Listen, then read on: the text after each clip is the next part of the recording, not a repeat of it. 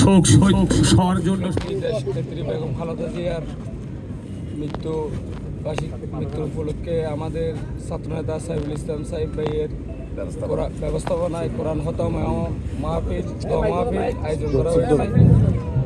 আজকে আমাদের এমন একজন নেত্রী হারাইছি, ভাষায় বলতে পারবো না। আমরা আপনাদের একটা রাজনৈতিক অভিভাবক হারিয়ে ফেলছি।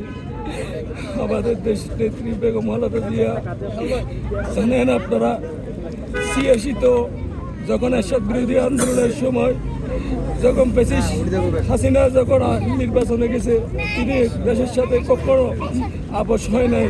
সেই আমাদের নেত্রী বেগম খালেদা জিয়া আজকে আমাদের মাঝে নাই। আমরা বাসায় প্রকাশ করতে পারতেছি না। আমরা এবং বাংলাদেশ জাতীয়তাবাদী দল আমরা শোকাহত এবং জিয়া পরিবারের সবাইকে এবং আমাদের জাতীয়তাবাদী দলের সবাইকে ধৈর্য ধরার তৌফিক দান করুক আল্লাহর কাছে পরিয়ার। আমাদের একটা অভিভাবক আমাদের মাঝে হারিয়ে গেছে, কিন্তু ওনার জন্য দোয়া করি আল্লাহ পাক যেন ওনার জান্নাতবাসী করেন। আমরা যে নেত্রী হয়তো অন্যায় অত্যাচারের ভিতরে আপনারা হয়তো জানেন, ওনার ছোট সন্তানকে ফ্যাসিস্ট আওয়ামী লীগ হাসিনা নির্যাতনের মাধ্যমে উনি মৃত্যুবরণ করেন।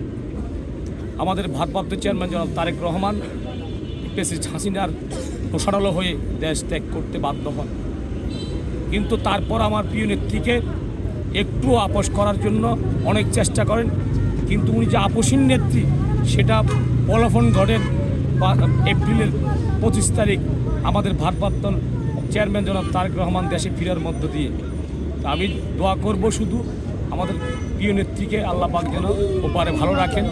ওনার জন্য আমরা কিছু করতে পারি নাই, আমাদের কিছু করারও তৌফিক নেই, শুধু দোয়া ছাড়া আর কিছু নেই। সবাইকে ধন্যবাদ জানাচ্ছি।